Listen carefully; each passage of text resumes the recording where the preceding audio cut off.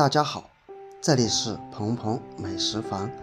原来把生姜和桑叶搭配在一起，作用这么厉害，这可是村里老人留下的传统做法，真的是高手在民间，只可惜有很多人都不知道。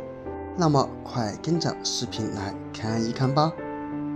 现在正是桑叶繁茂的时候，可以看见桑叶的每一片都特别的大。虽然说早已没有了桑果，但是桑叶在我们生活当中也可以发挥出巨大的作用哦。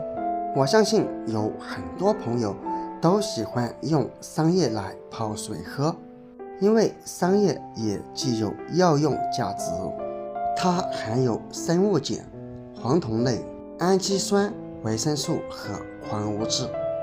今天去摘了2把桑叶，这里需要把桑叶给它剪下来。当然我们在剪的过程中尽量挑选这种比较好、比较翠绿的桑叶。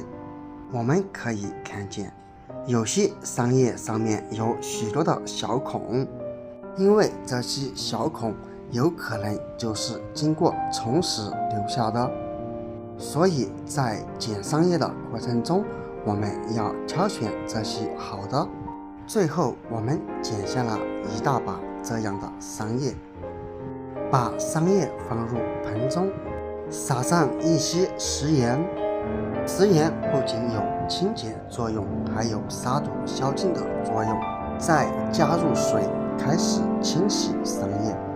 因为桑叶在生长过程中难免有许多的灰尘和小虫子在上面跑来跑去，甚至会留下虫卵，因此我们使用桑叶的时候一定要用食盐来清洗哦。它不仅可以将桑叶上面的小虫子给清泡出来，而且还可以把桑叶清洗得更加的干净哦。将食盐搅拌融化之后，我们把桑叶放在盐水中浸泡10分钟左右。这时候我们再准备一块生姜。我们在购买生姜的时候一定要挑选这种新鲜的，从上面的泥土湿润度就可以轻松的辨别。然后把生姜放入盆中，加入水，开始清洗生姜。生姜大家都不陌生吧？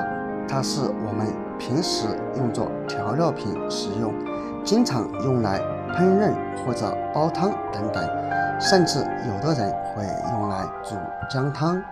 因为它不仅仅是调味品，其实也是一种中药材，因为它的主要成分就是姜辣素、维生素、树脂、淀粉、纤维以及少量的矿物质。清洗过程中撒入一些食盐，把生姜表面用食盐搓一搓。我们已经说过了，食盐它不仅有颗粒感，而且还具有杀毒消菌的作用。因为生姜长期埋在地底下，因此它表面特别的脏。将生姜搓洗干净以后，再用水把生姜表面冲洗干净就可以了。我们可以看见经过清洗之后的水是多么的脏，所以以后在食用生姜的时候一定要清洗干净哦。最后把清洗干净的生姜掰下一小块，放在菜板上。首先把它切成生姜片，然后再改刀把它切成生姜丝。切好之后，把它放入盆中备用，直到桑叶浸泡时间到了以后，我们再把桑叶在盐水当中这样给它搓洗搓洗，将浸泡出来的脏东西给它清洗掉。最后我们再把桑叶给它捞出，然后我们就可以看见经过浸泡过后，盆子里面的水它到底有多脏，然后再次放入盆中，加入水，再把桑叶清洗2到3遍就可以了。然后把洗干净的桑叶捞出，我们可以将它这样给它卷起来，卷好之后放入菜板，然后把桑叶切成丝，因为我们把它卷起来切会更加的方便快捷。朋友们，视频都看到这里了，制作视频非常不容易，请用你发财的手给我点个赞吧，你的每一个点赞都是对我最大的支持与鼓励，谢谢。全部切好以后，我们把它和生姜放在一起备用，然后往砂锅中加入水。为什么要用砂锅呢？因为砂锅可以有效的锁住营养，而且能保持持续高温。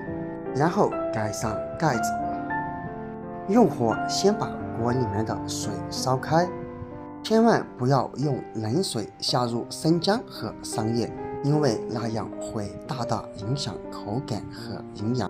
直到锅里面的水烧开，再把准备好的桑叶和生姜倒入锅中，然后用筷子给它均匀的搅拌搅拌，盖上盖子。这里我们需要用大火来煮，时间在5到10分钟左右都是可以的，因为几分钟就能把它们的营养价值煮出来。时间到了以后，现在你就可以闻到厨房里满满的桑叶清香味儿。然后我们用毛巾把锅盖包起来揭开，哇，简直太香了。这时候我们就可以关火，用勺子盛出汤汁看一看，颜色已经变成了绿色，这也就说明生姜和桑叶当中的营养成分已经煮至水中了。这时候我们就盛出，倒入杯中就可以喝了。当然，像这么多的食材，如果只喝上一次，那么就太浪费了。我们可以将里面的汤汁喝完，然后用开水再来冲泡2到3次。千万不要小看这一杯桑叶生姜茶哦，它可是老人们留下来的土方法，包含了他们的智慧与结晶。每天喝上这样一杯，坚持喝上1个星期，你就会有大大的惊喜和发现哦。